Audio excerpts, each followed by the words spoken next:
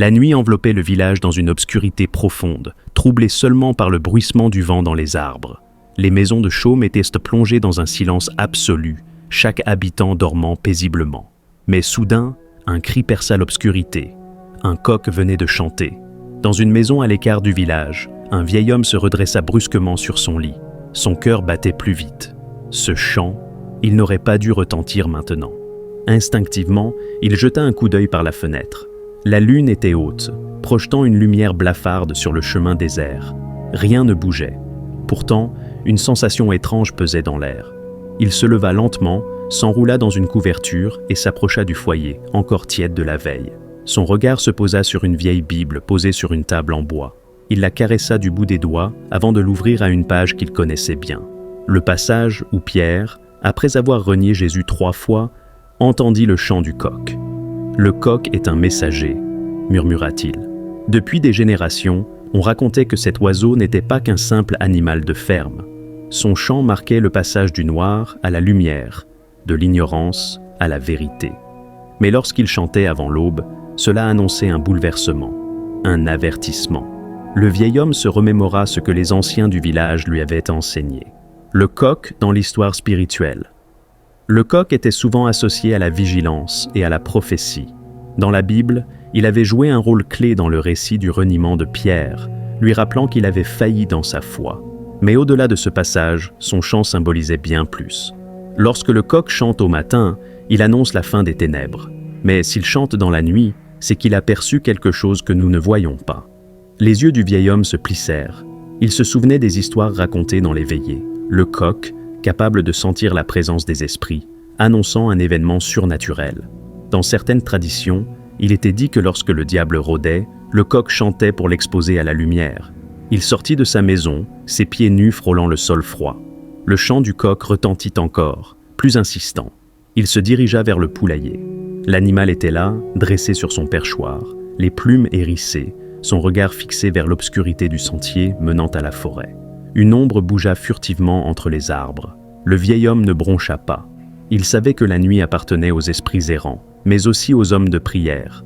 Il fit un signe de croix et murmura « Seigneur, que ta lumière repousse les ténèbres. » Le coq chanta une 3e fois, et le silence tomba sur le village.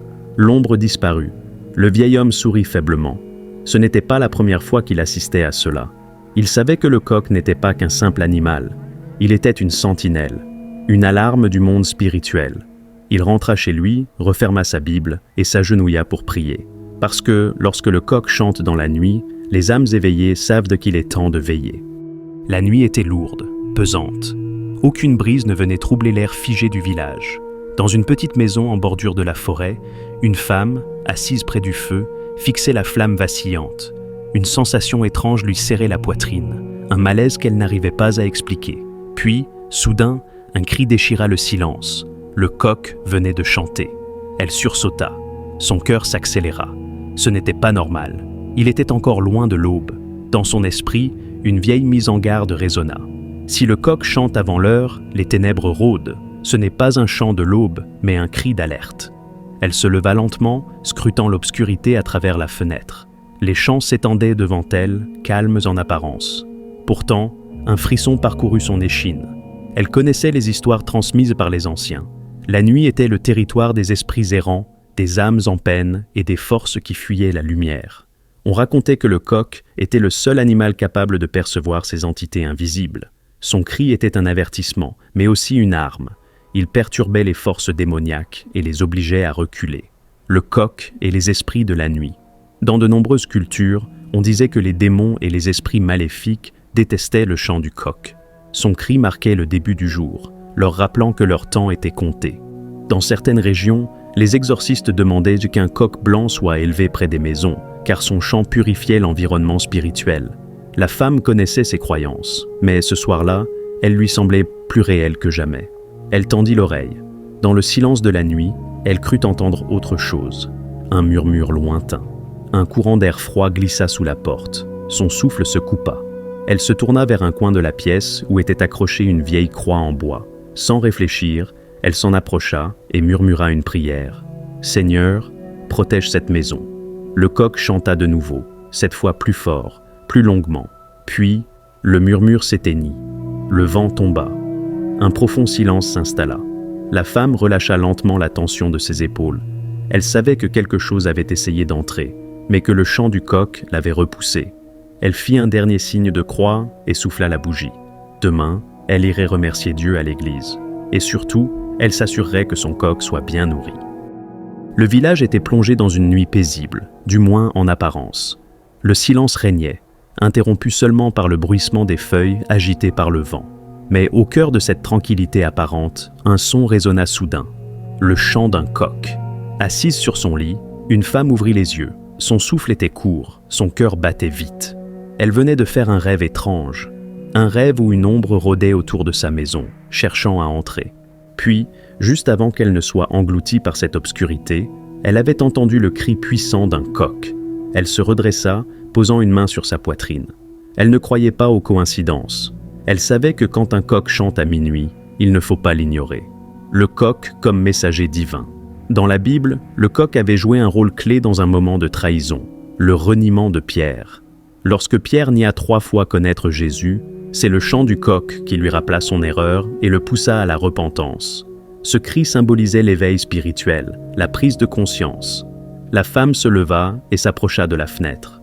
Le village était endormi, mais elle sentait que quelque chose pesait dans l'air. Le coq chantait encore. Dans l'église du village, le prêtre avait souvent parlé de cela.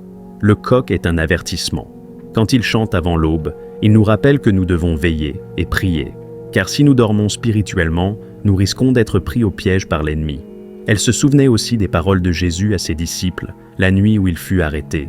Veillez et priez, afin de ne pas entrer en tentation. Le chant du coq à minuit n'est jamais un simple hasard.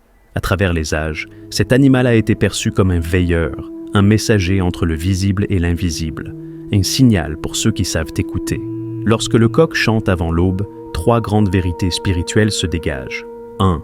Il annonce un bouleversement dans le monde spirituel. Comme dans l'histoire de Pierre, où son chant marqua un tournant décisif, il est un avertissement. Il nous rappelle de ne pas être pris au piège du sommeil spirituel, de rester éveillé face aux signes de Dieu. 2. Il repousse les ténèbres et perturbe les forces maléfiques. Les anciens savaient que les esprits errants redoutaient son cri. Il est comme une épée tranchante qui déchire le silence de la nuit et met en fuite ceux qui fuient la lumière. 3. Il est un appel à la prière et à la vigilance. Dans la Bible, Jésus demandait à ses disciples de veiller avec lui. De la même manière, quand le coq chante à une heure inhabituelle, il nous rappelle que le combat spirituel ne dort jamais. C'est un signal pour se lever, prier et rester sous la protection divine. Alors, la prochaine fois que vous entendrez un coq chanter à minuit, posez-vous cette question. Est-ce un simple cri ou un appel à veiller? Parce que dans le monde invisible, ceux qui dorment sont vulnérables et ceux qui veillent sont protégés.